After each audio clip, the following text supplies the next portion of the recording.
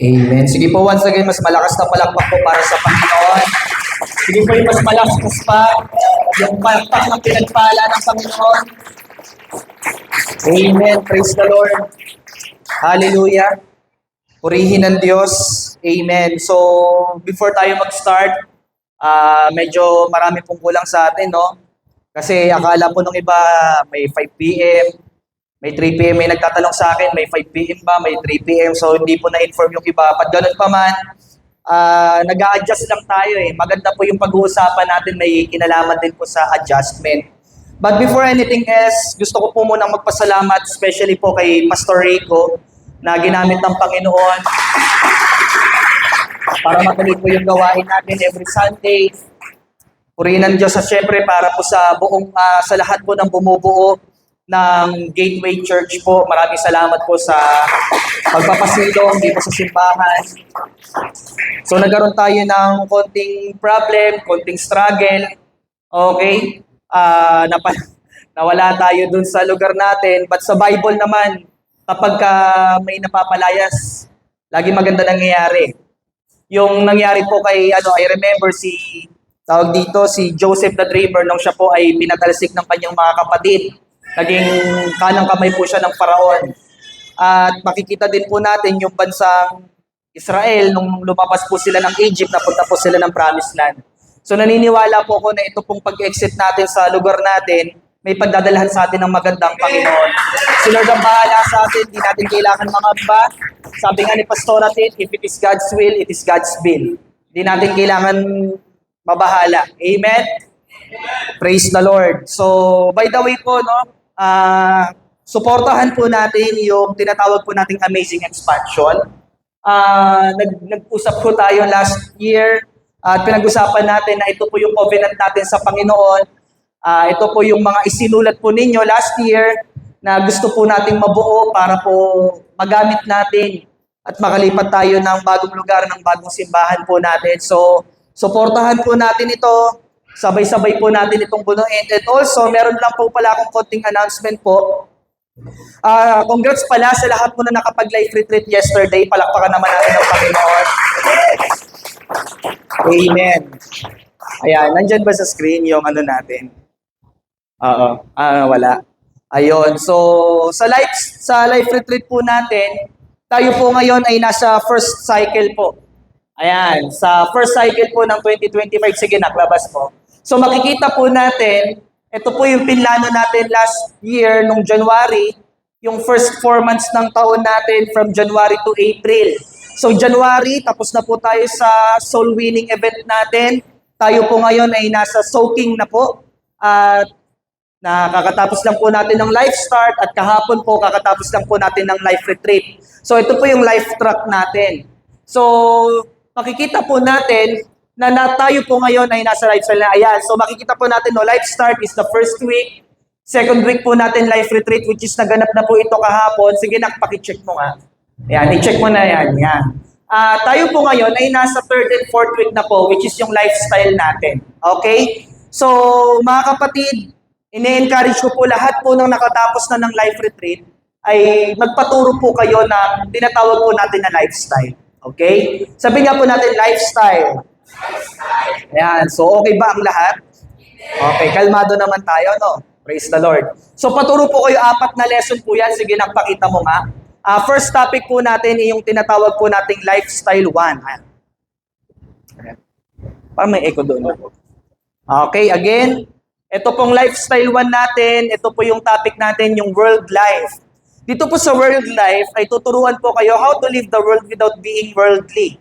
Kumbaga, sinabi po ng Bible na hindi tayo dapat nagiging makamundo, but hindi natin maitatanggi yung katotohanan na still nandito pa rin tayo sa earth. Tayo pa rin ay nabubuhay sa mundo. So, ang question ngayon, how to live the world without being worldly? So, tinuro na rin po ng Bible yan at ituturo po sa inyo ng mga life group leaders po ninyo. Okay po. Second topic po natin, yung tinatawag nating prayer life. Okay? How prayer works. Alam niyo po, a lot of Christians nowadays, yung basic hindi ginagawa. Sabi nga po natin, if you don't know the basic, you will be sick. Okay, so basic yan, prayer. But ang katotohanan, basic na nga, marami pang hindi gumagawa. So pag-uusapan po natin dyan how prayer works. Bakit ba napakahalaga ng panalangin? At paano ba nagiging effective ang panalangin? Third topic naman po natin yung new life. Ayan. Ibig sabihin po yung baptism matters. Na i-orient po kayo, ano ba ibig sabihin ng water baptism? Bakit ba siya mahalaga? And lastly, sa lesson 4 po natin yung balanced life. Ito naman po yung successful life is a balanced life. Kinakailangan balansehin natin eh. Sa kabila ng pagiging Christian mo, okay, napagsasabay mo pa rin yung trabaho, yung eskwela, at sa kung ano pa mang bagay. Okay, so sino po dito excited mag-join ng ating discipleship program? Palakpakan natin ng Panginoon. Amen. So, tapusin po natin ang buong February na ito. Ito pong lifestyle. Okay, tapusin po natin siya. And then next month, March and April, pasok na po tayo ng School of Discipleship. Okay, are you excited? Okay, so join po kayo. So, let's get started. Please, naninibago ba kayo? Nasa ibang lugar tayo. So, tuloy lang tayo, no? Amen. Tuloy natin to. So, once again, mga kapatid, welcome po sa ating second installment ng ating brand new series ngayong February 2025, entitled Unbreakable. Say with me, Unbreakable.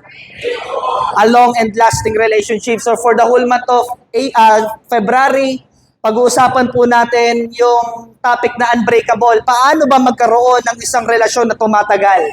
Yung relasyon na unbreakable. Okay, sa kabila ng napakadaming nagbe-break, paano po tayong hindi magbe-break? Okay? Siguro tanggalin nyo muna yung jack sa laptop. Luns, tanggalin nyo muna yung jack sa laptop para mawala yung feedback. Yung jack sa computer, matatanggal yan. Meron dyan yun eh. Ayan. O, di ba? Sabi sa inyo, palakpakan natin ng Panginoon. O, di ba? Ganun yun. Okay, so tuloy natin. Excited pa ba?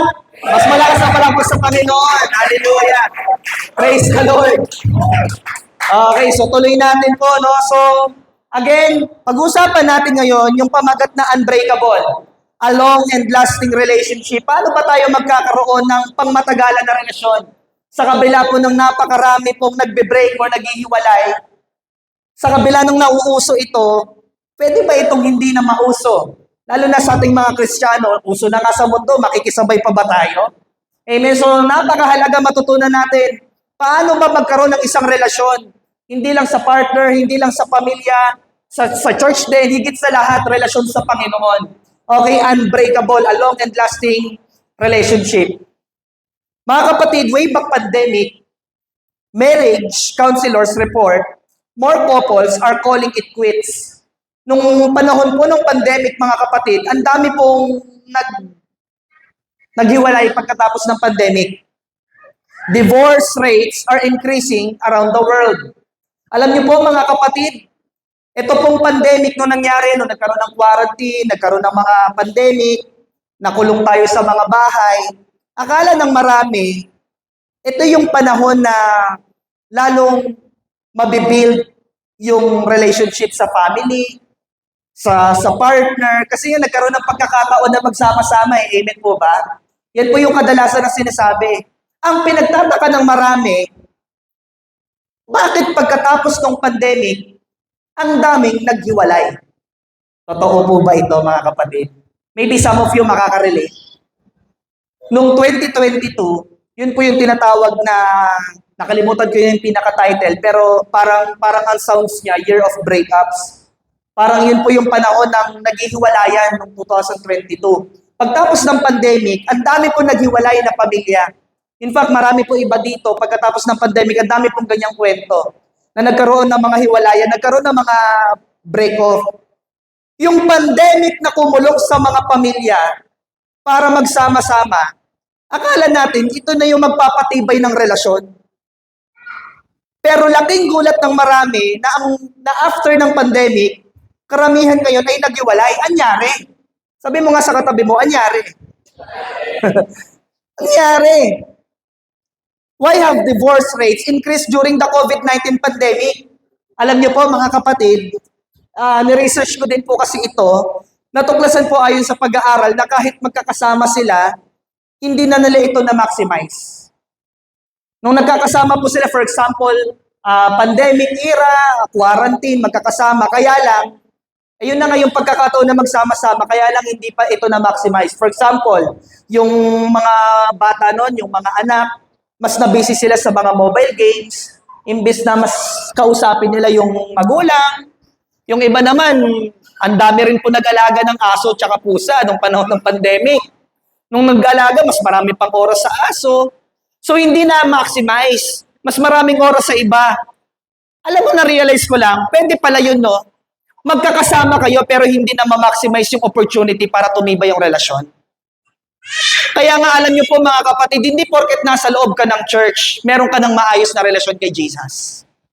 Hindi porket kinasal kayo panghabang buhay, laging mainit palagi ang pagmamahalan. Hindi porket magkasama sa loob ng isang bahay. Minsan nga, mas mahal pa ng tao yung nakakasama nila sa labas kaysa sa loob ng bahay. So kinakailangan, meron tayong matutunan dito. Ano yung problema? Ano yung problem? Bakit kasama mo na, hindi pa nagkaroon ng matibay na relasyon? Na dapat, di ba, kasama mo na, dapat tumitibay yung pagmamahalan? Alam niyo po, isa pa po na natuklasan ko din, yung mental health na tinatawag, or mental health problem, na nakasanayan ng mga tao nung panahon na nasa labas sila, nagtatrabaho, nag-ieskwela, tapos biglang kinulong. May kinalaman din po yon sa mental health ng isang tao. Gusto palaging kumawala. Ayan. Tapos po, isa pang reason kung bakit may mga naghihiwalay na relationships after pandemic, pera. Alam niyo po ba na isa ang pera sa top 3 reason kung bakit naghihiwalay yung Alam niyo ba yung top 3 reason kung bakit naghihiwalay yung mag-asawa o yung mag-jowa? Share ko lang po Unang reason, ito baka magulat kayo sa mga kabataan, no? Excuse lang po, no? Yung tinatawag na sexual intercourse. Pag hindi na pagbibigyan, ayan. Top 1 reason yan, gulat kayo, no? Pangalawa, yung mother-in-law. O kaya naman yung magulang ng partner mo. Minsan hindi tanggap, ayun yung top 2 reason. Top 3 reason, pera.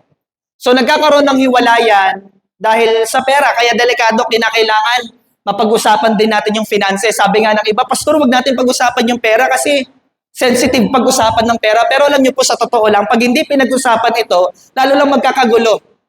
Hindi magugulat tayo, saan napunta to. Kasi nga hindi pinag-uusapan.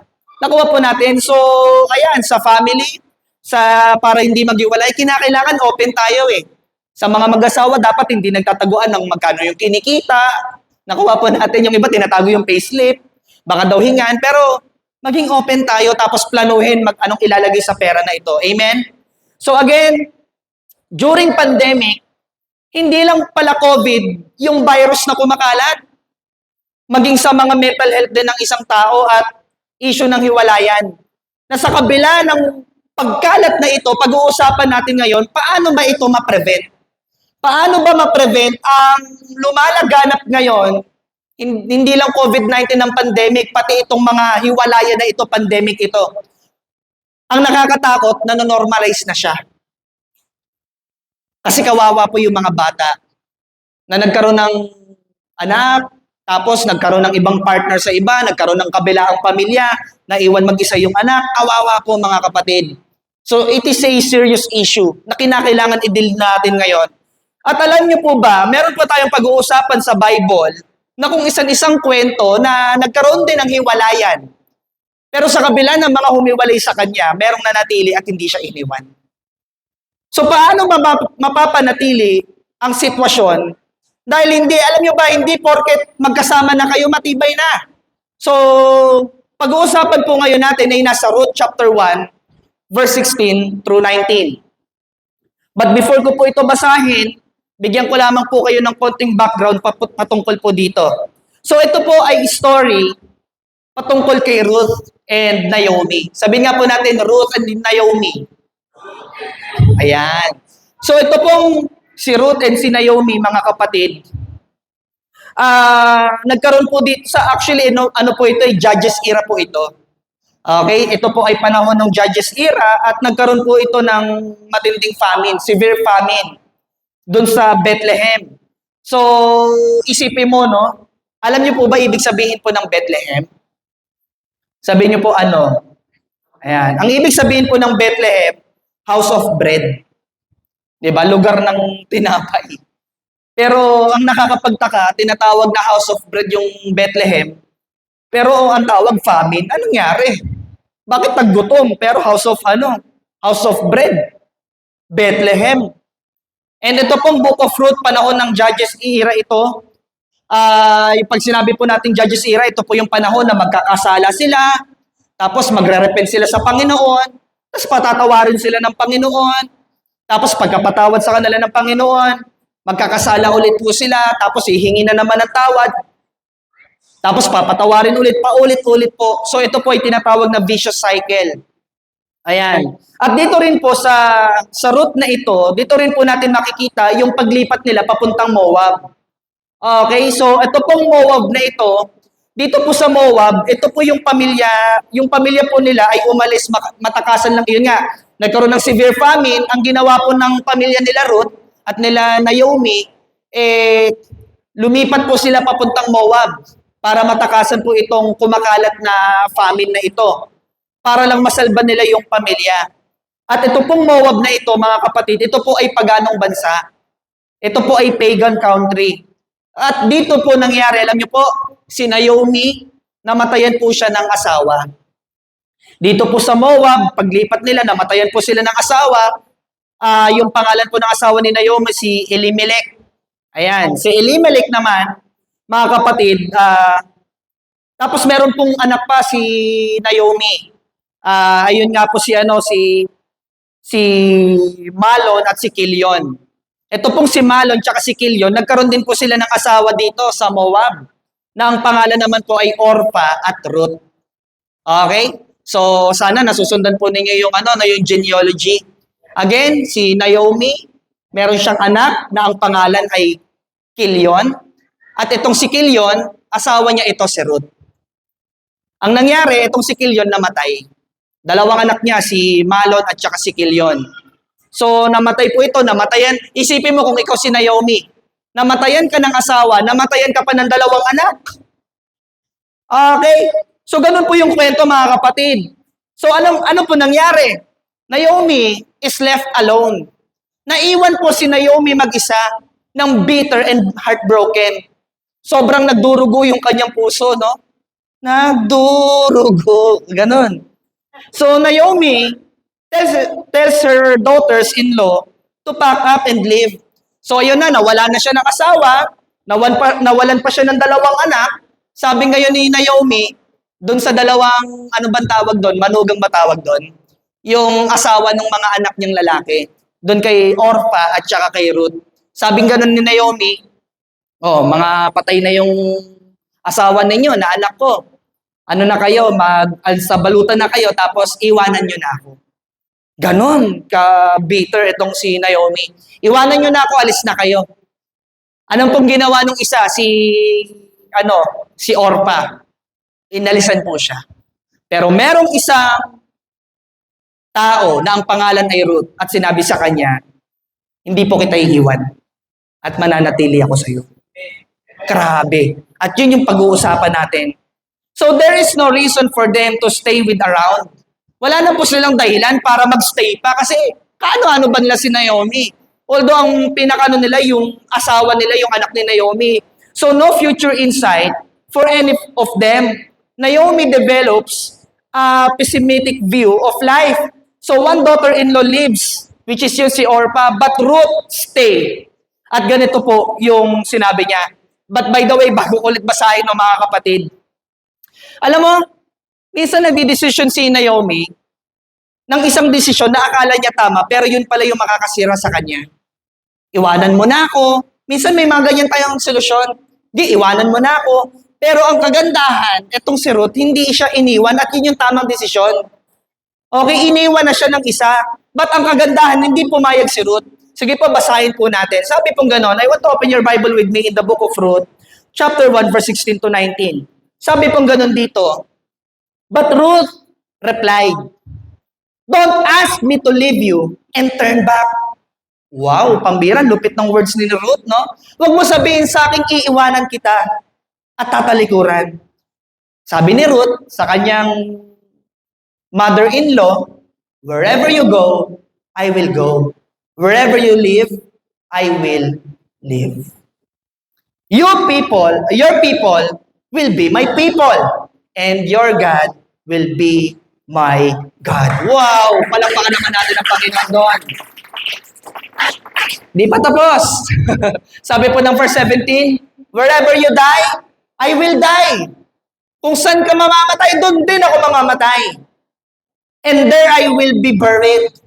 May the Lord, dinamay pa si Lord sa pangako, may the Lord punish me severely. Hindi lang basta paparusahan, severely. May the Lord punish me severely if I allow anything but death to separate us.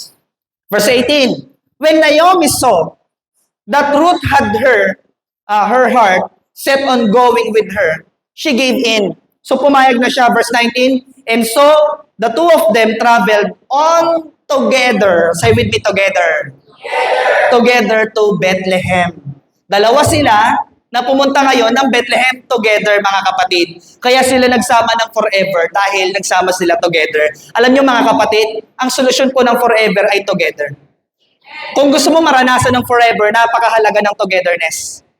Okay, so sabi nila, walang forever. Hindi, may forever, kaya lang hindi lang tayo sumasama. Excited na ako i-preach yung number 1 natin.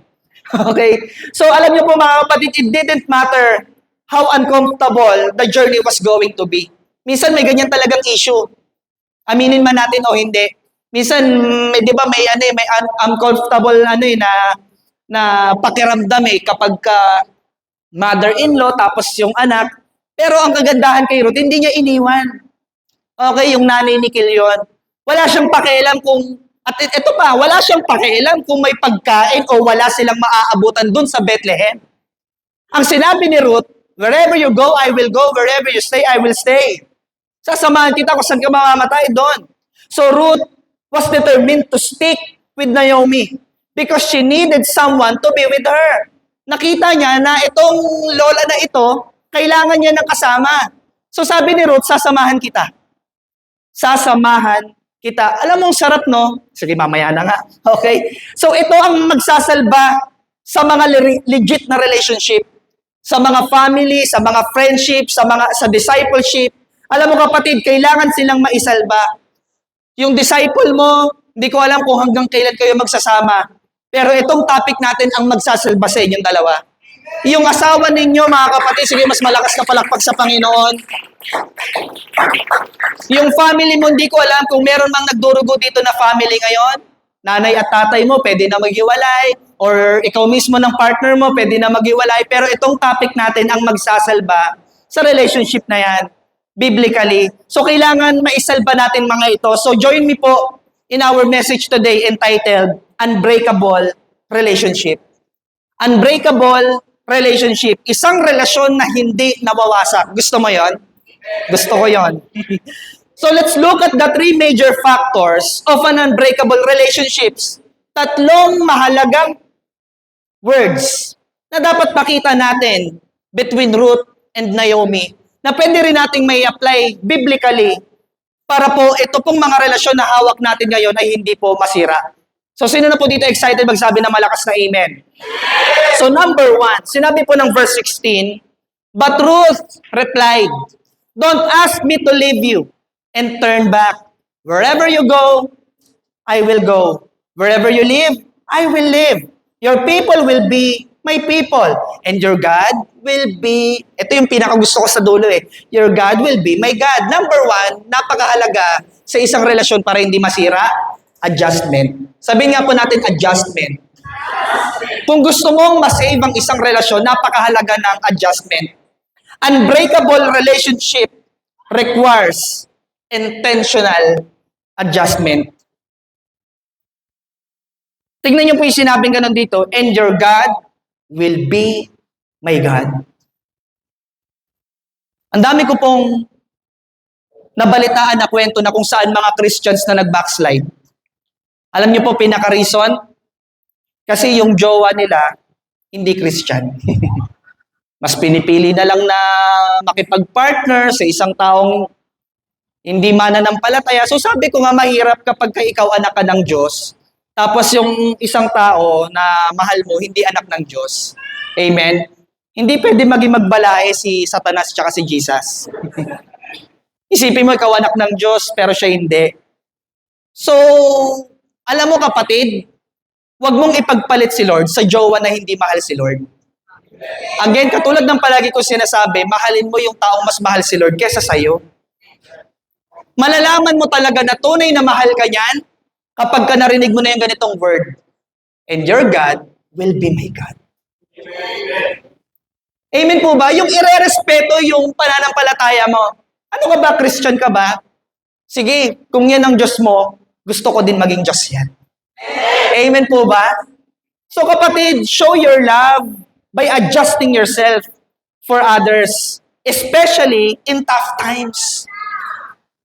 Ipakita mo yung adjustment mo, hindi lang sa panahon na masaya kayo pareho, kundi sa panahon na crucial din ang sitwasyon. So dito makikita natin mga kapatid na iniwan ng asawa, iniwan na ng anak, iniwan pa ng magulang, itong si Naomi, buti na lang may Ruth na nag-adjust. So again mga kapatid, tumitibay ang relasyon kapag may handang mag-adjust. Uulitin ko po, tumitibay ang relasyon kapag may handang mag-adjust. Kaya po nung nakaraan sinabi ko, mahirap mag-advance ang relationship na hindi marunong mag-adjust. Mahirap mag-advance ang isang relationship na hindi marunong mag-adjust. Sa pagdating po sa relationship mga kapatid, lagi mong tatandaan, yung hindi ko po nailagay sa PowerPoint imagine niyo na lang, para siyang dalawang bilog. May mundo ka, may mundo ka din. Pero kapag pinagsama mo yung dalawa, meron kayong mabubuong isa pang circle na kung saan yun yung mundo ninyo. So sa mag-partner, kapag kayo ay ikakasal, dapat maintindihan mo na hindi kayo pareho ng kinalakihan. Hindi kayo pareho ng mga magulang. Meron siyang mundo, una pa lang, gender pa lang kapatid, babae ka, lalaki siya. Or lalaki ka, babae siya. Doon pa lang, magkaiba na kayo ng mundo eh. Amen po ba? Minsan hindi natin maintindihan mga lalaki, ano ba nangyayari na to sa babaeng to? Yun pala, may menstruation lang. Pero yung mga kapwa babae, nagkakaintindihan dyan. Kaya nga sa discipleship, napakahalaga na yung mga girls ay nalilid din ng kapwa babae para naiintindihan kung ano yung needs niya. Amen po ba? So kinakailangan ng ganon. May mundo ka, may mundo siya. So kinakailangan, adjustment tayo dito. Alam niyo po, rest and peace na po sa isang relasyon na hindi marunong mag-adjust sa isa't isa. So paano kapag, ito po mga kapatid, paano kapag may nabago? Katulad na lang ng nangyari ngayon. For example, tayo, magkakarelasyon tayo dito. Hindi man tayo magjojowa, pero magkaka-body of Christ tayo dito. Paano kapag may adjustment na nangyari tapos di ka marunong mag-adjust? For example, yung iba, nasanay po nang doon sa lugar natin, sa Blooming Treat, nasanay po na yung service natin, hati-hati, 11, 9, 3, tsaka 5. Tapos biglang announcement, kagabi lang, kanina lang na, mga kapatid, doon po tayo sa church nila Pastor Rico, dito sa may likod ng SM San Lazaro, 2 p.m. po tayo lahat. So, kapag ka hindi ka marunong mag-adjust, i-give up na lang natin eh. Pero malalaman mo kapag mahal mo ang gawain, marunong ka mag-adjust. Handa ka mag-adjust, handa mo gawin ang lahat. Amen? Handa ka mag-effort, handa ka mag-sacrifice.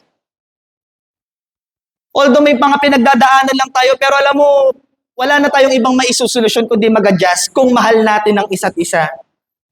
Kung hindi lang sanay yung iba dito sa adjustment, ayawan na tayo. Pwede ang madaling sabihin na, Pastor, ayawan na. Mahirap eh. Pwede naman din natin maging option yan. Pero meron pang option na adjust. So paano kapag dumadating sa panahon na yung finances ng partner mo nagbago? Dating malaki yung sahod, ngayon maliit na. Mamahalin mo pa rin ba siya? O kaya nagbago yung itsura ng partner mo. Okay? Dati 'di ba parang tawag dito parang Papa P. Ngayon parang parang iba na yung itsura, parang naging chubby na. Ayan, mamahalin mo pa rin ba? O sa panahon na nagliligawan, 'di ba? Sabi ko nga nung nakaraan, Nakakalis si Pastora Tin. Kasi payat ako dati talaga, medyo tumaba tayo. Pero ganun pa man, nakuha po natin yung mga kapatid. Dati hahatid mo pa sa hanggang bahay nila. Pero nung nakita mo na ang bihira, babae, may buka pala sa kilikili, ano ba yan? Hindi mo na mamahalin ngayon. O kaya naman, ay ganyan pala amoy ng paa mo, ngayon ko lang nalaman. Mamahalin mo pa rin ba? Eh dati naman, di mo naman nakikita yon. So, you need to adjust. You must know how to adjust. Yes, may pagsubok, may pagbabago, pero kapatid, tuloy lang. Mag-a-adjust nga lang tayo, kapatid. So, sa mga mag-partner, magkaiba kayo ng kinalakihan para makapagpatuloy kayo. Yung meron nga po na ako nakakausap noong nakaraan, mag-partner sila. Tapos yung isa, syempre, Christian na sila talagang Christian family, lumaki na sila, nanay tatay niya, Kristiyano na. Yung partner niya, unbeliever na naging believer, tapos hindi sanay sa mga salitaan, nagugulat yung believer. Sabi nung unbeliever na naging Christian, ay nagpe-pray pala dapat bago kumain. Ganon, hindi alam. So, nag-a-adjust. So, ngayon, dalawang bagay mga kapatid, patungkol sa adjustment. First, be flexible. Tingnan niyo po yung sinabi ng verse dito. Sabi po ni Ruth kay Naomi, wherever you go, I will go. Wherever you live, I will live. So first mga kapatid, be flexible. Show your love by being flexible. Ibig sabihin, hindi laging pwedeng sasabihin na ako kasi to Ito kasi ako Ito yung nakasanayan ko Wala ka pa sa eksena ng buhay ko. Ginagawa ko na to. Kaya lang, hindi mo pwede sabihin yan pag mag-partner na kayo. Hello, amen po ba? For example, pakikipagrelasyon din natin sa Diyos. Amen? Pakikipagrelasyon natin sa Diyos. Dati kung manamit ka, parang walang pakundangan. Okay, kung pumorma ka, parang walang kaayos-ayos talaga. Tapos nung panahon na pag nagsasalita ka, palaging may mura. Pero nung panahon na Christian ka na, hindi mo pwede sabihin, ganito talaga ako pinanganak ako, lumaki na ako, ganito na ako Hindi mo pwede sabihin yan. Kailangan flexible ka. Amen po ba mga kapatid? Ganon din sa relationship. Hindi pwedeng kasi hindi kayo magkakasundo dalawa. So pag hindi ka flexible, hindi ka pwedeng magmahal, kapatid. Uulitin ko, pag hindi ka flexible, hindi ka pwedeng magmahal. Kasi kapag hindi ka flexible, immaturity po ang tawag doon. Mahihirapan ka lang at mahihirapan lang yung mga tao sa paligid mo. Kasi hindi ka marunong mag-adjust. Amen? Sa pananamit, kapatid, kailangan mag-adjust ka. Kung nasanay ka mag-dress, hindi sa lahat ng pagkakataon magdadress ka. Isipin mo, maliligo ka sa dagat, nakadress ka pa din. Okay, hindi ko naman sinabing magsuot tayo ng malaswa. Pero meron namang suot na, kumbaga, yung mga crash guard, yung hindi naman kita yung malaswang katawan, to the point na makakapag-swimming ka pa din. Amen? O kaya pupunta ka sa isang lugar na medyo sosyalin, mga 5-star restaurant or maayos na decenteng lugar, o kunyari kasalan. Pupunta ka ng lugar ng kasalan tapos naka-t-shirt ka lang, naka-short ka lang, naka-tsinelas ka lang. Hindi mo pwede sabihin na, ito kasi ako ganito yung pormahan ko talaga. Hindi nga, kapatid. You must adjust. Alam mo, mahihirapan ka lang. Pag nasa lugar ka ng snow, pinilit mo magsando, sige, ikaw din malalamigan. Amen? Kapag panahon naman ng summer, tag-init, pinilit mo yung mga pormahan mo, yung mga long sleeve, diba? Mga hoodie, maiinitan ka lang, ikaw lang din mahihirapan.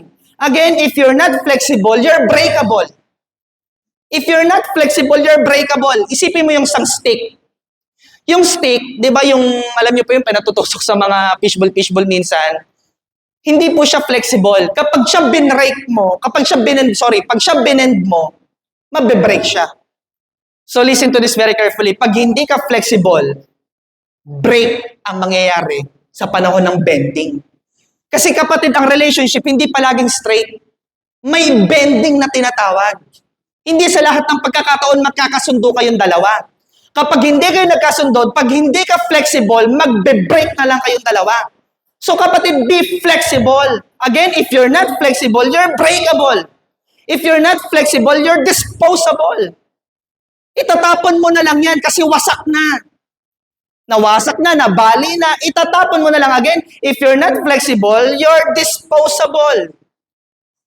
Kaya po sinabi po ng isang kasabihan, pakita mo nga na, when it becomes impossible to go back to normal, we have to create a new normal and adjust to it. When it becomes impossible to go back to normal, we have to create a new normal and adjust to it. Katulad po ng panahon natin ngayon mga kapatid, tayo po ngayon ay nasa panahon ng tinatawag nating new normal or new norms. Amen? Nung panahon po nung bago po magpasok yung COVID-19, pandemic, 2020, marami po tayong normal dati na hindi na po normal ngayon. Nakuha po natin. So kaya nga po ang tawag dito ngayon, new normal eh. Katulad ngayon, ang dami na po ngayon mga church na nag-online. Ano pa ba yung mga hindi normal ngayon hindi normal dati. So, after pandemic, ito na yung new normal. Normal na yung online, normal na yung cashless. Dati hindi naman uso yung GCash na yan. Pero nung pagdating ng pandemic, dumami po yung mga may bank accounts. Kahit student, may bank accounts.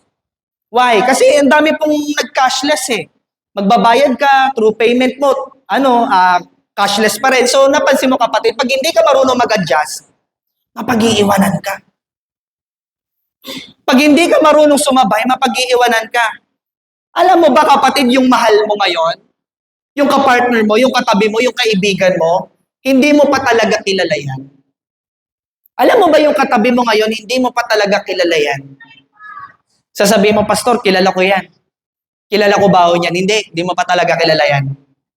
Amen ba? Tanong mo sa akin, bakit? Kasi magbabago pa yan. After 5 years, mababago pa yan. After 10 years, mababago pa yan. Kaya nga po mga kapatid, kasi si Lord lang ang hindi pwedeng magbago. Pag si Lord nagbago, delikado tayong lahat. Amen? Si Lord, hindi na siya pwede magbago kasi perfect na siya. Pero tayo, bilang tao, hindi tayo perfect. Kinakailangan natin magbago for the better and not for the worst.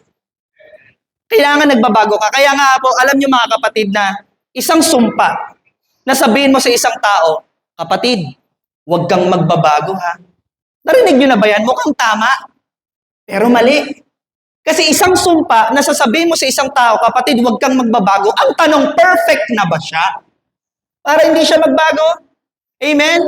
So yung katabi mo, kinakailangan pa niyang magbago. So mababago pa yung ugali niya habang tayo po ay nagpapatuloy sa Panginoon, patuloy tayo mag-grow. Change is growth. Kapag may change, may growth. Gusto mong lumago, magbago ka. Now, yung katabi mo kapatid, hindi pa talaga siya yan, mababago pa yan, kaya hindi mo pa talaga kilala yan. So, kung mababago pa siya, ang solusyon dyan, adjustment. So, makikita natin dito mga kapatid, si Ruth, sinamahan niya si Naomi. Sabi ganun, wherever you go, I will go. Wherever you live, I will live. Sa panahon ng pagsubok, sinamahan niya.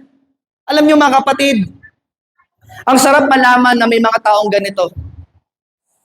Sasamahan ka sa panahon na wala ka ng kasama. Katulad ni Naomi, namatayan ng pamilya, iniwan ni Orpha. Pero merong isang tao na sasabihin niya, wherever you go, I will go. Wherever you live, I will live. Kahapon, pinag-uusapan po natin ng mga primary leaders, yung nangyari po sa church natin, na nawalan tayo ng lugar. To be honest, tumatawa lang ako noon. Nag-chat nga po ako sa group chat natin. Sabi ko, guys, tumatawa lang ako kanina, pero nung nag-drive ako pa uwi, sabi ko, doon ko naramdaman yung lungkot, yung problem. Sabi ko, di ko alam paano natin naharapin to. Kaya sabi ko, kita-kits tayo tomorrow kasi isa rin sa mga nagpapalakas sa akin kayo.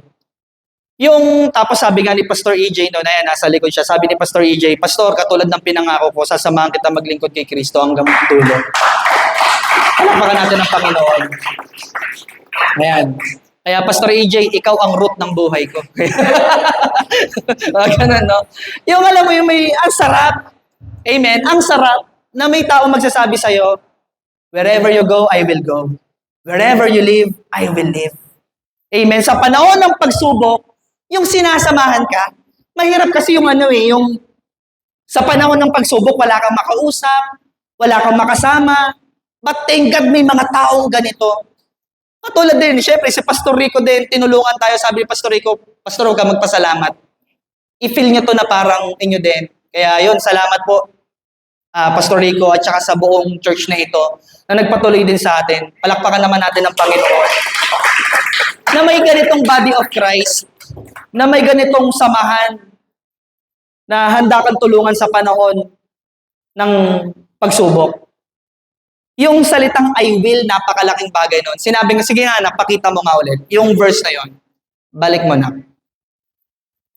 Ayan. Sabi nga nun, wherever you go, I will go. Sabi nga po natin, I will. Alam mo, pag sinabing I will, willing ako. Pag sinabing willing ako, yung gusto mo siyang gawin. Marami kasing tao, ginagawa ang isang bagay pero hindi willing. Naranasan mo na kapatid, pinagugas ka ng pinggan ng nanay mo tapos di ka naman willing. Maya-maya, basag-basag yung plato, bad trip ka kasi, paya ko lagi hugas dito. Ganun ka magugas ng plato, maya-maya, basag-basag na. Kasi nga hindi ka willing, kapatid. Pero kapag willing ka at ginagawa mo ang isang bagay ng willing ka, ang ganda ng resulta. Ginagalingan mo, inaayos mo because you're willing.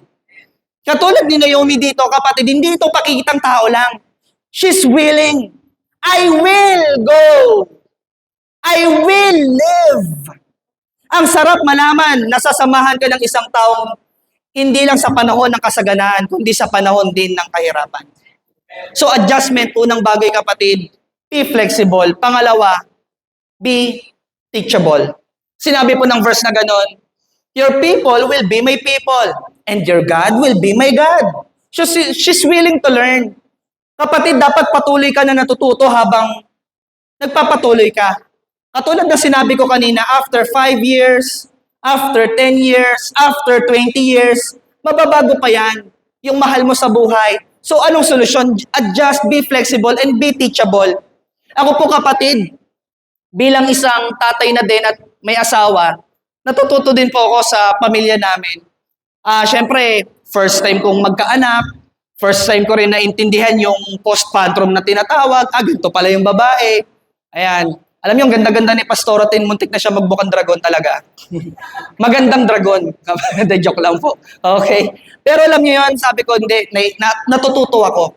Ganito ang nararanasan kapag may postpartum, ganyan.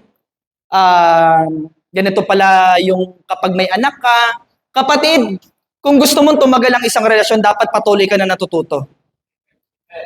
Patuloy ka na natututo. Noong nakaraan, share ko lang po sa inyo. Di ba meron po akong baby, si Zoe. Buwat-buwat ko po siya. Alam nyo, para akong ewan. Kasi bigla akong umiyak. Buwat-buwat ko siya, sabi ni Pastora, tinagulat. Ang nangyari sa'yo, ba't umiiyak ka? Buwat-buwat mo na si Zoe. Umiiyak ako. Ano pa lang yun parang 4 months ba yun, Pastora? 5 months. Ganon. 4 months, 5 months pa lang umiiyak ako. Sabi ni Pastora, ba't ka umiiyak? Sabi ko kasi, na-imagine ko darating yung panahon, yung anak ko na ito, mai-in love, mag-aasawa, syempre, iiwanan din tayo. Sabi ko, kasi parang na-appreciate ko yung anak ko habang buwat ko. Sabi ko, para bang advance ba mag-isip, no? Ganun tayo mga Pinoy minsan, no? Napaka-advance mag-isip. Parang, ano kayang pakiramdam nung gano'n na sasabihin na lang ng anak ko someday, pa, magpapakasal na ako, engaged na ako, magli-live-in na kami, tapos iwanan ko na kayo. Siyempre, di ba parang nakakalungkot? Kaya alam nyo, nung moment na buhat-buhat ko yung anak ko, sabi ko, gusto kong sulitin yung mga panahon. Every moment na buhat ko yung anak ko, gusto kong sulitin. Kasi darating yung panahon malinaw sa akin, mawawala siya sa piling namin mag-asawa. At the end of the day, pag lolo na ako or lola na ako, kaming dalawa pa rin ni Pastoratin magkasama. Mamamatay kaming dalawa. Siguro magkakaanak ako, magkakaroon sila ng mga sarili nilang pamilya. At naiintindihan ko yun, kapatid. Ganito pa lang yung status ko, naiintindihan ko na siya. Para pag dumating yung panahon, nanda na ako. Nakuha natin, siguro maiyak man ako, siguro di ko na lang papakita sa anak ko, baka mahirapan din siya. Sa akin na lang yon. Ba't ganun pa man, kapatid? Ang tawag doon, change . Isipin mo kapatid, paano pag dumating ka sa panahon na gano'n? Yung anak mo, lalaki, magkakaroon ng asawa, iiwanan kayo ng magulang. Change yun kapatid, changes yun. Pag hindi ka marunong mag-adjust, mawasisira ang pamilya. So hindi pwede lahat ng gusto mo, ipipilit mo pa din. Ano yun? Ang laki-laki na ng anak mo. Kailangan padidein pa din yung anak mo. Hindi, bawal ka mag-asawa, dito ka lang. Nakuha natin, masyado na akong selfish nun kung ganon. Hello? So minsan, ang hirap na nga ng buhay kapatid, tapos puro negative pa yung naririnig natin sa paligid mo. Lalo lang nakakahina ng loob. Kaya sinabi po dito ni Indira Gandhi, life is a continuous process of adjustment. Gusto ko rin dugtungan ito kapatid nung kasabihan na the only constant in this world is change. Di ba sinabi nga, ang tanging patuloy lang na nababago, ang nangyayari lang dito sa mundo yung nababago. Lahat nagbabago. Pero ang sarap na sa kabila ng mga umaayaw o nawawala, may root na magsasabi, wherever you go, I will go. Wherever you live, I will live. Your people will be my people and your God will be my God. Mga kapatid, so kung gusto mong tumagal ang isang relationship, number 1, adjustment. Pangalawa, sinabi po ng verse 18. Yan. Sabi po ng verse 18, Ruth said to Naomi, do not say that I must leave you. I will go with you wherever you go. I will live wherever you live. You belong to Israel's people. I will belong to them too. Your God will be my God. Ang Diyos mo ay magiging Diyos ko rin. At ako ay magiging belong. Say with me, belong. You belong to Israel's people. So number 2, kung gusto mong tumagal ang isang relationship, napakahalaga ng involvement. Say with me, involvement. Ayan. Sa involvement, mga kapatid, napaka-importante na ipapakita at napaparamdam natin sa isang tao yung involvement mo sa kanyang buhay. Paano ito, pastor? Yung maramdaman mo, yung maparamdam mo sa isang tao na samahan kita. Sige, ambag ako. Sali ako dyan. Sige, tulungan kita. Yun po ibig sabihin, kapatid, ng involvement.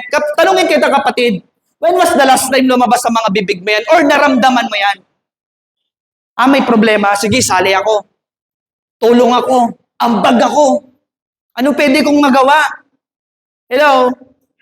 Naalala ko before may nagkwento sa akin about sa grade 1.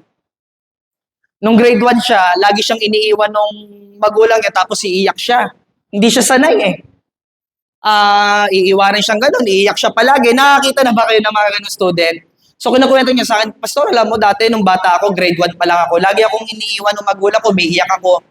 Pero one time, nagwala talaga ako, sabi nung nanay niya, sige na, dito lang ako, dito lang si mami, di kita iiwan. Di kita iiwan, dito lang ako. Tapos maya-maya, di tuloy na yung lecture, yung bata, tingin ng tingin dun sa labas, tinitingnan yung magulang, di naman siya iniiwan ng magulang. Sunod na araw-araw, laging ganon, maya-maya nasasanay na. Nakakapag-aral naman na siya. Tapos sabing ganon ng bata, hanggang sa dumating yung time, kaya ko na kahit wala na si mama. Sabi niya, napakalaki pala ng tulong, no, yung makapagpatuloy ka nang may taong magsasabi sa'yo, sige, dito lang ako, di kita iiwan. Sasamahan kita. Napakahalaga nung ganong word. Dito lang ako. Huwag ka mag-alala. Kinakaya. So, dalawang bagay patungkol sa involvement, mga kapatid. First, there must be a sense of togetherness. There must be a sense of togetherness. Sabi nga po natin, together. Sabi pong gano'n sa verse, wherever you go, I will go. Wherever you live, I will live. So, it is a pleasant feeling of being united with other people in friendship or relationship. Ito yung gusto mo siyang makasama. Ito yung willing kang makasama sa journey ng buhay. Ito yung gusto mong makasama. Napakahalaga sa magkarelasyon na pareho kayong may napakahalaga sa magkarelasyon na pareho kayo ng ginagawa at goal sa buhay. So kung kayo po sa mga single dito mga kapatid, ito po yung payo ko sa inyo. Huwag kang papasok sa isang relasyon na hindi kayo pareho ng mindset. Na hindi kayo pareho ng goal. At higit sa lahat, hindi kayo parehong Kristiyano. Well, sa mga may asawa na dito, okay na yan. Wala na tayong magagawa dyan. Gawin mo na lang Christian yan. Pero sa mga single dito, piliin mo yung tao, yung lalaki o babae na pareho kayo ng ginagawa. Kasi pagka magkaiba kayo ng ginagawa, hindi kayo nakaka-relate sa isa't isa, mahihirapan kayo sa pakisama yung isa't isa. Adjustment na lang talaga magagawa nyo doon. Pero napakahalaga kapatid nung involvement. Yung sasamahan mo siya, for example, kapatid, hindi ka sanay kumain ng mga Korean food, di ba? Yung partner mo mahilig sa Korean food. O di kahit na hindi ka mahilig, sige, pakisamahan mo na lang para mag-enjoy kayo pareho. Nakuha po natin, yari mahilig siya sa ganitong genre ng music, edi adapt mo din. So sabi nga natin last week, hindi naman, eto po mga kapatid, sinabi natin nung nakaraan, hindi tayo nakikipagpalakihan ng sahod sa mag-partner. Pero ang punto natin dito, dapat pareho kayong productive. Dapat pareho kayong may pinagkakakitaan. Hindi usapan dito kung sino mas malaki kinikita, kung dapat pantay kayo ng kinikita. Ang point natin dito, dapat parehong nag-aambagan yung isa't isa. Dapat parehong may naaambag yung both side. Hindi palagi yung isa lang. Hello?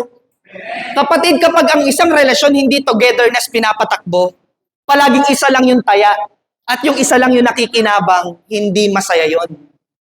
Minsan kapatid, okay lang yon. Sige, gawin natin. Kung walang-wala ka talaga sa ngayon, sige, sagot ko muna. Minsan yung babae sasagot, o sige, walang pera yung lalaki, sige, sagot ko muna, ako muna taya.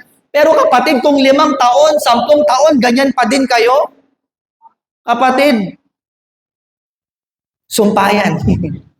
At nakakalungkot na relasyon yan. Doon naman sa palaging taya, na laging gumagastos, huwag mo ring sanayin. Kasi, huwag mo ikatuwiran sa akin, di, pastor, love na love ko talaga. O sige, love na love mo, susunod na kalawa, di mo na love yan. Kasi ikaw din ang maiinis. Pambira, ako na lang lagi gumagastos dito. Nakuha natin. Ito po sa mga bata dito. Naiintindihan ko, estudyante ka, wala ka pang sapat na kinikita, wala ka pang pera. Kapag nasa pamilya ka, wala ka naiambag sa pamilya, mag-ambag ka man lang kahit hugas ng pinggan. Kahit magwalis man lang sa bahay, uy, amen. Kasi problema sa atin, pinapakain na tayo ng magulang, wala na nga tayo naiambag na pera, nagiging pabigat pa tayo sa bahay, nanay mo pa rin yung nag-uugas, anong naiambag natin? Kaya alam nyo, ito po sa akin, church, kung gusto nyo na hindi kayo pinipigilan dito sa pag-church, maging blessing kayo sa bahay. Kasi problema, lagi na lang naririnig, yung magulang ko, pinapaalis ako sa church, kasi po ganito, ganyan daw, binabago. Alam mo, simple lang kapatid, kasi sabi ko, baka mamaya hindi ka rin nagiging blessing sa bahay. Alam niyo po, meron po akong kilala pastor na ngayon. Talagang napakapasaway po ng bata na yon. Maya-maya niyan, dating hindi siya naglilinis ng bahay, maya-maya naglilinis siya, nag-uugas siya ng pinggan. Nagulat yung nanay niya, ay nyari sa'yo, ba't nagkakaganyan ka? Maya-maya sabi niya, ito po kasi yung natutunan namin sa church. So nakikita ngayon tuloy na magulang, maganda pala na nag-church yung mga bata. Nakuha natin. So mga kapatid, minsan nasipag natin sa church pero di tayo masipag sa bahay. Kaya lagi tayong pinagbabawalan ng mga magulang. Akala nila, ang tingin nila palagi sa church, nagre-rebelde. Kahit dapat kapatid, napapakita natin si Kristo sa buhay natin. Diyan sa pamilya na yan. So kahit na sa ganung bagay man lang kapatid, may togetherness na nararanasan. Hindi man sa finances, pero may nagagawa ka, may naiaambag ka sa pamilya. Amen? Dapat pareho kayo ng tinatahak sa mag-partner ng landas. Hindi yung kanya-kanya tayo. Again, sabi nga nun, wherever you go, I will go. Wherever you live, I will live. San ka? Diyan ako. Pangalawa, pagdating po sa involvement, ito po yung tinatawag nating there must be a sense of belongingness. Sabi nga po natin belongingness. Pag sinabi po nating belongingness, Ito yung kasabihan ng iba tuloy na physically present. Parang mentally tuloy, parang mali yata yung sasabihin ko. Ito yung physically present ka, pero parang wala ka. Parang hindi ka naman ramdam. Hello? Nakakita po kayo sa isang grupo. Sa isang grupo, lahat nagsasayahan, pero yung isa, laging tahimik lang. Lahat nagtatawanan siya hindi pa rin tumatawa. Tatanungin mo, kamusta ka? Di ba? Parang hindi siya belong. Di ba, minsan sinasabi ka natin, uy, sumama ka naman, makitawa ka naman. Kanina pa kami dito, parang hindi ka belong. Hello? Listen to this, church. A sense of belonging happens when people are willing to make an effort to reach out to others. Keep an open mind and accept others. So dito po, malinaw na gusto at willing talaga si Ruth na ma-involve sa buhay ni Naomi. Sabi ni Ruth, gusto kong maging involved sa buhay mo, Naomi. Kapatid, sana dito sa church natin, hindi ka lang kasama. Sana nakikisama ka din. Kasi maraming tao kasama mo pero hindi nakikisama. Pwede pala yun, pastor, kasama pero hindi nakikisama, pwede. Pwedeng together kayo pero hindi kayo belong. Hello? Therefore, Ruth was telling her, you're not in this alone. Wherever you go, whatever happens to you, I'll be there. You'll always have someone by your side. Sa church natin, kapatid, kung gusto natin na tumagal tayo dito, lalo ngayon nagkakaroon tayo ng pagsubok, nawawalan tayo ng lugar, kung gusto natin na tumagal tayo, napakahalaga ng bawat isa ay umaambag. Hindi lang palagi yung iba yung taya. Sana kapatid, hindi man tayo, naiintindihan naman natin, hindi naman tayo namumulis pagdating sa mga tithes and offering. Pero sana kahit ambag man lang sa pag tumayo ka, iligpit mo na yung upuan, malaking bagay yon. Amen? Pag tumayo ka, yung inupuan mo, iligpit mo, igilid mo. Yung walis, malaging malungkot, hawakan mo din. Di ba?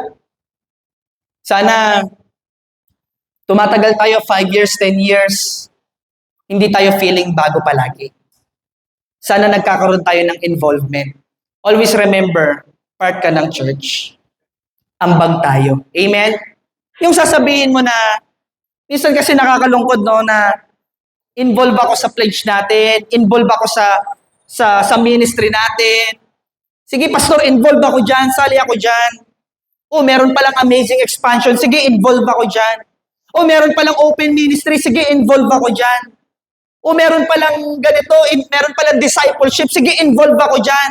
Ano ba ginagawa sa discipleship? Nagdadala ng kaluluwa, sige, involve ako dyan, sama ako dyan. Na-save ako, sige, gusto ko rin mag-save ng iba, involve ako dyan. Sige, mas malakas na pala ako sa Panginoon. Alam mo kapatid, ang sarap kasama ng mga taong involved. Ramdam mo talaga yung may kasama ka. Nung Friday, may nagsabi sa akin, pastor, meron akong kasama pero parang, sige, specific ko na nga, isa sa mga nakakalungkot din na nangyari. Sabi niya, pastor, meron akong tatay pero parang wala. Isa sa mga nakakalungkot na nangyari. Alam mo kapatid, ang sarap kasama ng mga taong involved. Yung ramdam mo, yung pag sinabi mong involved, yung ramdam mo yung pagsama, hindi yung kasama mo nga, pero parang wala ka namang kasama. Hindi involvement ang tawag doon. Yung involvement kasi yung sasabihin niya, sige, sali ako, sama ako, ambag ako. Amen? So it's really impossible to love someone by not involving your life to theirs. So gumawa kapatid, from now on, gumawa ka ng paraan para ma-involve ka sa buhay ng mga taong mahal mo. Gumawa ka ng paraan, mag-effort ka na masasabi mo, involve ako. If you love your God and your church, dapat kasali ka at kasama ka sa mission natin. What is our mission? Konti lang sumagot. Mukhang konti lang ang involved. What is our mission? Kapatid, if you love your God, dapat kasali ka sa mission natin. Amen? Nung pumasok ka ng gym, ang mission mo, magpalaki ng katawan. Nung pumasok ka ng ospital, ang mission mo, magpagaling. Nung pumasok ka ng school, ang mission mo, makapagtapos ng pag-aaral.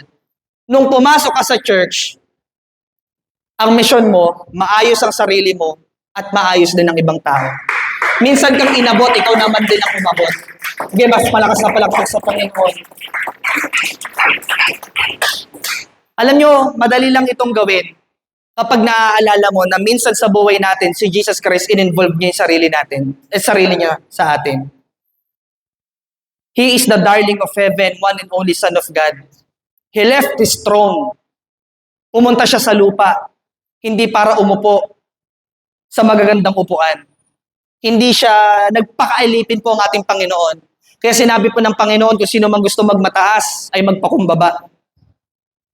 Naglingkod po ang ating Panginoon, nakisalamuha po siya sa mga makasalanan, hindi para gumawa ng kasalanan, kundi para abutin yung mga makakasalanan. In-involve ni Lord yung sarili niya. So ang totoong in love ay involved, kapatid. Many are interested but few are involved. Maraming willing, maraming gusto, kaya lang hindi naman po involved. Ano meron discipleship? Gusto ko yan. O tara, simulan na natin. Next time na lang, ha? Maglalaba pa ako, eh. Masakit yung buhok ko, may pila yung buhok ko. Okay? Kaya sabi pong gano'n ng verse 16, Ruth replied, "Don't ask me to leave you and turn back. Wherever you go, I will go. Wherever you live, I will live. Your people will be my people and your God will be my God." So number 2, kapatid, ang mga tumatagal na relasyon, unbreakable relationships, number 2 is involvement. Kapatid, dapat marunong kang maglagay ng sarili mo dyan sa karelasyon mo. Sana nararamdaman kang kasama ka. Sana nararamdaman kang kakampi ka. Sana nararamdaman ka na parte ng body of Christ. Amen po ba, mga kapatid? Alam mo, ang katawan, kaya nga tayo tinawag na body or body of Christ. Ang katawan, kapag kaisa lang mawala dyan, hindi mo ramdam ng buong katawan yan. Amen? Ramdam ng buong katawan yan. Kung isipin mo na lang, isang parte ng katawan nagtampo, nyari yung kamay, itong bibig na to, siya lang nakakatikim ng pagkain. Di ko nga abutan ng pagkain yan, bahala siya sa buhay niya. Nagtampo yung kamay. Maya-maya, hindi na nakakatikim ng masarap na pagkain yung dila. Hindi na rin nabubusog yung tiyan. Ano nangyari? Sabi nung kamay, bahala kayo, mamatay kayo sa gutom. Ayaw lang nakakatikim. Hindi niya alam, mamamatay din siya pag hindi nag-benefit yung buong katawan. Hello, kapatid, from now on, i-involve mo yung sarili mo. Di, pastor, mayayain lang. Di nagtatanong. Okay, so from now on, magtanong ka, anong pwede kong magawa? Amen? Tanong mo yung leader mo, Tay, anong pwede kong magawa? Gusto kong maging involved. Tanungin mo yung mga magulang mo, Tay, wala akong pera, o may pera ako, anong pwede kong magawa sa pamilya na to? Tanungin mo yung asawa mo, yung partner mo, mahal ko, anong pwede kong magawa sa relationship natin dalawa? Kasi gusto ko ito mapatibay. Amen po ba? Amen. Sige po, number 3 and last.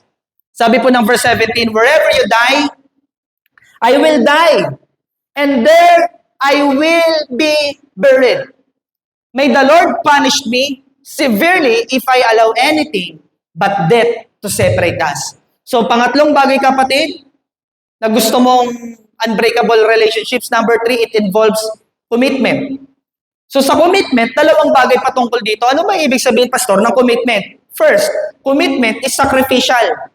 Sabi po ng verse 17 sa Living Bible, "I want to die where you die and be buried there."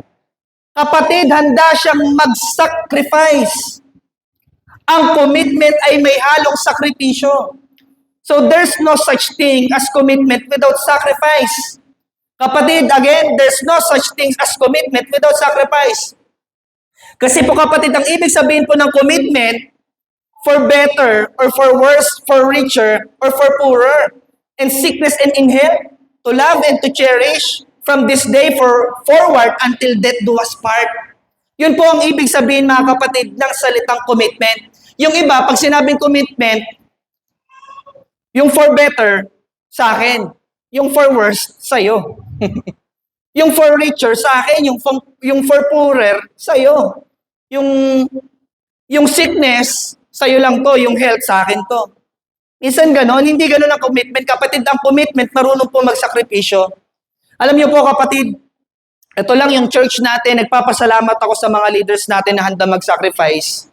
Kagabi lang nakita ko po kung paano maghakot sila Tito Ruben ng gamit. Tito Ruben, pambira, nakaganon na eh.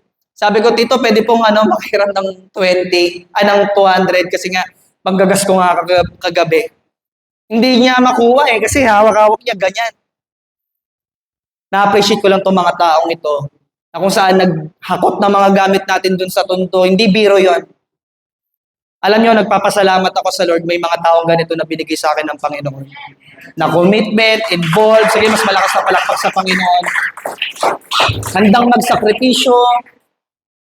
Kasi kung kung ako lang mag-isa, kami lang ni Pastora Tin dito sa church na ito gumagawa niyan, hindi magiging successful yung mga events natin.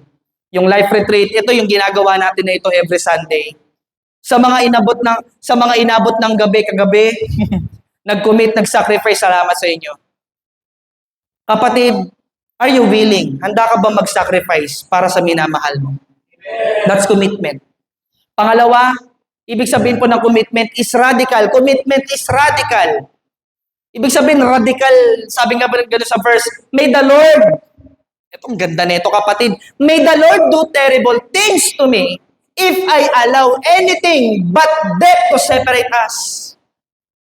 So unbreakable relationship requires radical commitment. Show your love by sticking with someone you love through tough times.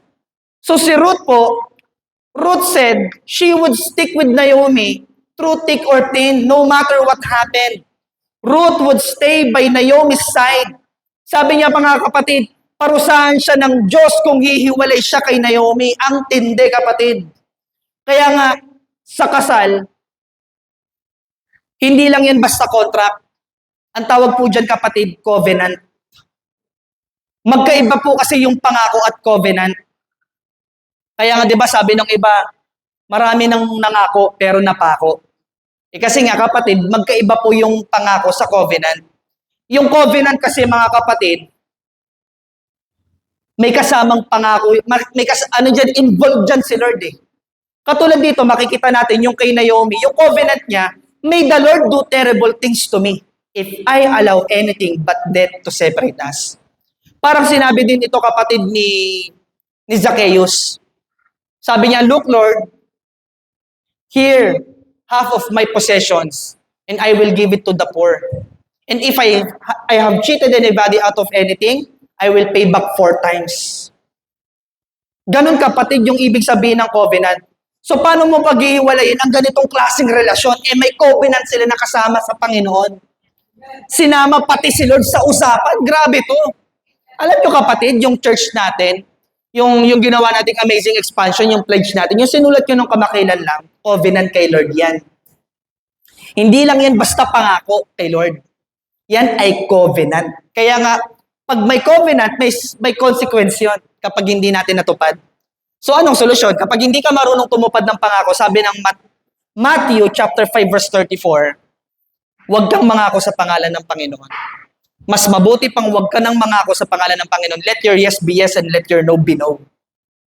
Hello? Sabi po yan ng Matthew chapter 5 verse 34.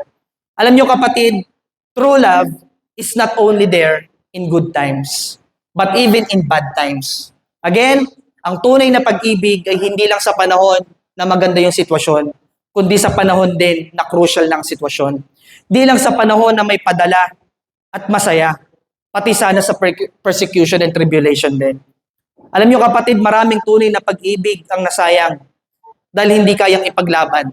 Sa dami ng hadlang ay di kayang ipaglaban. Kaya naman, 3 bagay ang kinakailangan natin para magkaroon ng unbreakable relationships. Ano nga po ulit yun mga kapatid? What are the 3 major factors of an unbreakable relationship? Number 1, adjustment. Number 2 is involvement. There must be a sense of togetherness and belongingness. And lastly, mga kapatid, number 3, commitment. It is sacrificial. And it is radical. Sino po dito natuto magsabi ng malakas na amen? Palakpakan naman natin ang Panginoon. Tayo pong lahat ay tumayo. Hallelujah.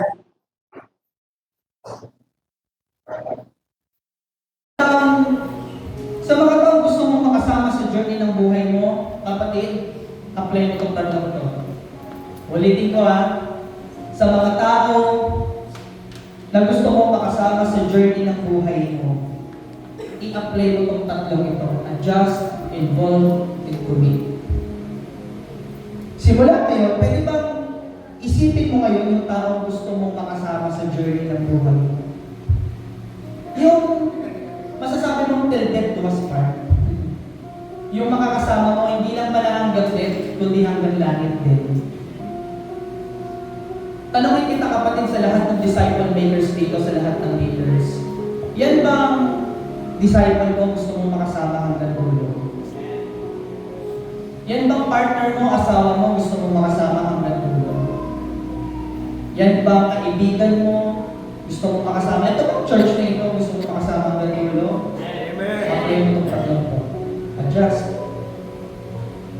Involve mo sarili mo. Tulog mo sarili mo. Higit sa lahat, relasyon mo sa Panginoon.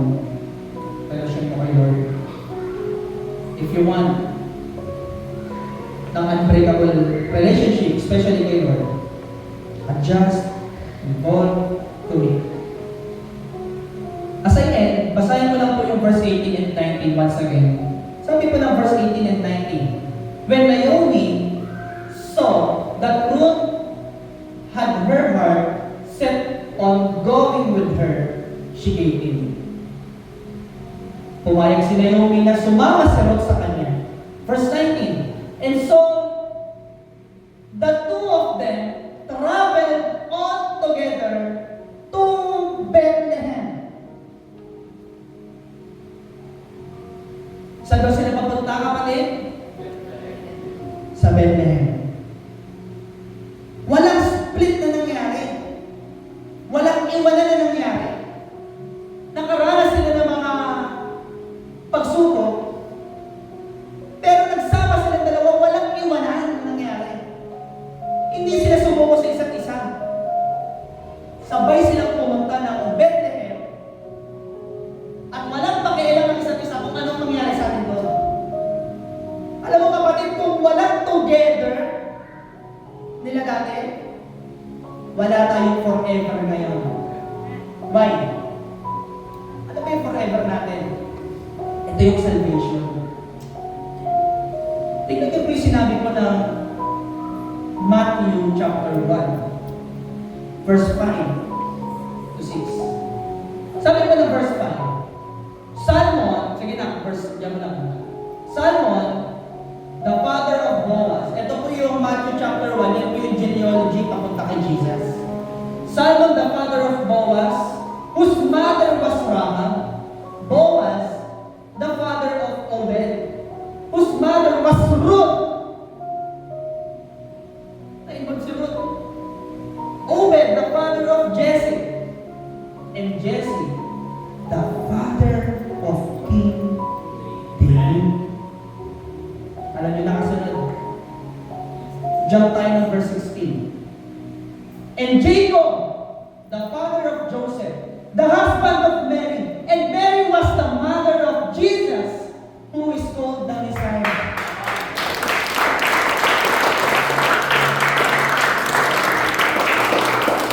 Buti na lang, hindi nagkamali si Ruth ng sinamahan. Naging lola siya ng mahusay na hari. At higit sa lahat ng hari ng mga hari. And that is Jesus Christ. Amen. Indeed, God can change you. God can bless you. For you to become a blessing. Buti na lang may sumama. Buti na lang.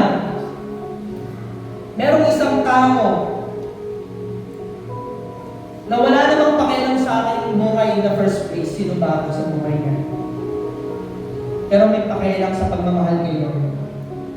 Na yung isang CJ David na nagre-recruit ng mga babae sa club, nagtatrabaho sa disco bar, pinakailanganan yung buhay ko. At naging pastor ako, kaya nandiyan kayo ngayon sa harapan ng lahat. At alam mo kapatid, buti na lang nandiyan ka. Kasi someday gagamitin ka ni Lord to someone hindi mo kilala yung ngayon. At hindi mo alam kung anong ginagawa yung ngayon. Maybe yung ginagawa nyo ngayon, nagdodroga, nambabali, wasak pamilya. But ikaw yung gagamitin ni Lord. Yung church na ito yung gagamitin ni Lord. Stick together. Katulad ng ginawa ni Lord kay Naomi. Sinamahan niya ito patungong Bethlehem. At sa Bethlehem pinanganak si Jesus Christ. Buti na lang, may sumama. Darating yung time yung tao magsasabi sa'yo, Nay, Tay, salamat. Kasi sumama ka. At ito ngayon, nakapagtapos na ng pag-aaral. Ngayon, doktor na. Ngayon, blessing na sa maraming tao. At ito yung ginamit ng Lord. Maging blessing ka. In fact, ikaw ay pinagpala para maging pagpapala sa iba. Ikaw ay pinagpala. Naalala ko, si Peter, nang binigyan ng isda ni Jesus, pinuno ni Lord yung bangka. Hindi lang para sa kanila yun, para bigyan din yung kabilang bangka na walang laman. Therefore, kapatid, kaya ka pinagpala ng Panginoon para maging pagpapala sa iba. Kaya ka sinave ng Panginoon para mag-save din ng iba. May tao nagsabi sa akin, Pastor, salamat sa lahat ng mga ginawa mo sa akin tulong. Darating yung panahon, babawi ako sa iyo. Alam mo, sabi ko sa kanya, salamat dyan sa offer mo. Pero alam mo, nakabawi ka na sa akin. Kung i-forward mo yung iba sa ibang tao, yun naranasan mong mabutihan. At ito rin yung challenge ko sa bawat iba. Sa bawat isa dito. Maging involved tayo. Ipasa mo yung kabutihan ng Diyos. Kasi ako kapatid, di naman tayo magkamag-anak, di naman tayo magkaanak-anak dito. Naranasan ko lang talaga yung love ni Jesus. Kaya ito yung ginagawa natin ngayon. Amen. Kapatid, if tunay mo na nararanasan yung love ni Jesus, pasa mo sa iba. Amen. Share the Word of God, preach the Word of God, save them. Tayong lahat ay kumikit sa oras na ito. Ikaw at ang Panginoon lang sa oras na ito. Just you and the Lord right now. Kapatid, tumating ba sa panahon ng buhay mo na tila baga sinasabi mo, Lord, parang kayo mo na. Parang sugo na ako. Katulad nila yung iniwan. Some of you today, maybe iniwan ka. Hindi ko alam. Ang partner mo, ng disciple mo. But kapatid, nandito ang church. Higit sa lahat, nandito si Lord. Pwede ba this time? Walang iwanan. Kasi kakamitin ka ba ng Panginoon? Higit sa lahat, ikaw muna. I don't know, meron ba sa atin ngayon, basag ka ngayon, kapatid. Nakakangiti ka lang. Pero totoo, basag ka. At sinasabi mo, Lord, gusto ko lang naman yan. Ang gusto ko na sumuko. But buti na lang, the message of the Lord, wherever you go, I will go. Wherever you live, I will live. Hindi kita iiwan. If you're this person today, sabi mo, Lord, gusto ko magpatuloy sa iyo, Panginoon. Gusto ko i-surrender yung buhay ko. Kasi gusto ko, Lord, magkaroon pa ng saysay yung buhay ko. If that is your prayer today, kapatid, mananalangin tayo. Isusuko mo yung buhay mo. Repeat after me and make it as your personal prayer. Are you ready to surrender your life to Jesus? Pag bilang ko ng 3 kapatid, takas mo yung kamay mo ng mabilis. Are you ready? 1, 2, 3. Praise Jesus. Sabihin mo sa Kanya, mga katagang nito, Panginoong Jesus. Sinusuko ko ang aking buhay. Sinusuko ko ang aking buhay. Humihingi ako ng tawad sa lahat ng aking nagawang kasalanan. Mula pagkabata hanggang ngayon. Simula ngayon, ikaw ang maghari sa buhay ko. Ikaw ang masunod sa buhay ko. At isulat mo ang pangalan ko sa aklat ng buhay. Ito po ang aking panalangin. Sa pangalan ni Jesus. Amen. Pwede ba natin palakpakan ng Panginoon sa lahat ng ito? Hindi mas malakas na palakpakan sa Panginoon. Patuloy po tayo po dito, dito kapatid, hallelujah. At habang nakapikit ka ngayon, hayaan mo na sa oras nito ay punuin tayo ngayon ng presensya ng Panginoon. Just you and the Lord right now. Come on. Come on, just you and the Lord. Sa oras nito, pwede mo ba kausapin ngayon ng Panginoon? Come on, pray to Jesus. Kung meron ka mong gustong ihingi ng tawad, come on, do it. Come on, open your mouth. Just feel the presence of the Lord. Come on. Pwede mo rin pasalamatan ng Panginoon. Come on. Pasalamatan mo si Lord sa lahat ng kanyang kabutihan. Come on. Hallelujah.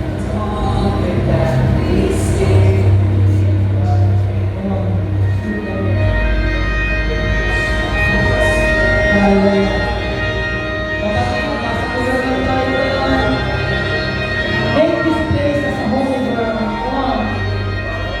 Because we are the church. Come on. Come on, just hear the Lord.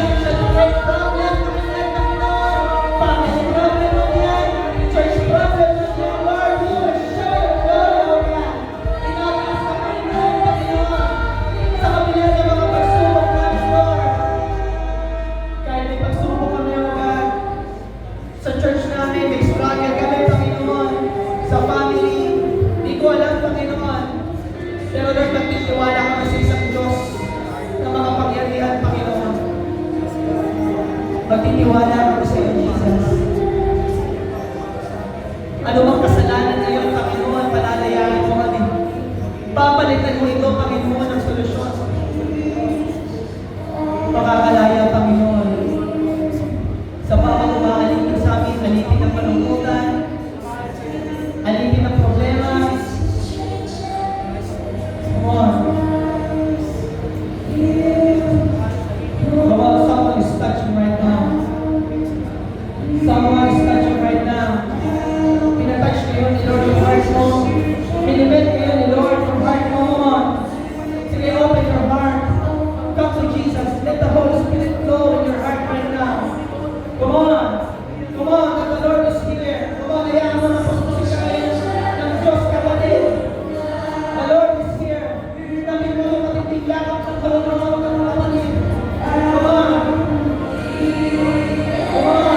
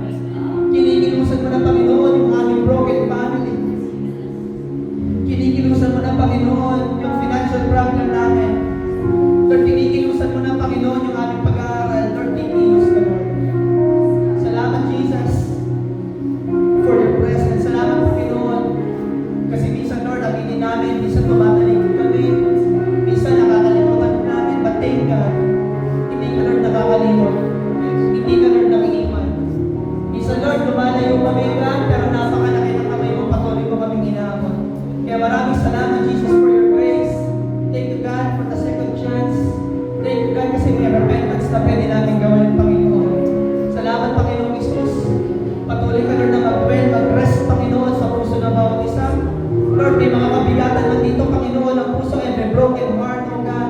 Lord, you will heal them, Panginoon. Magpapagaling ka, Lord, ng puso. Magpapagaling ka, Lord, ng sakit. Magbabangon ka, Panginoon, ng bagsak. Thank you, Jesus. We love you, Lord. We praise you, God. And this is all we pray. Everybody shout aloud, amen.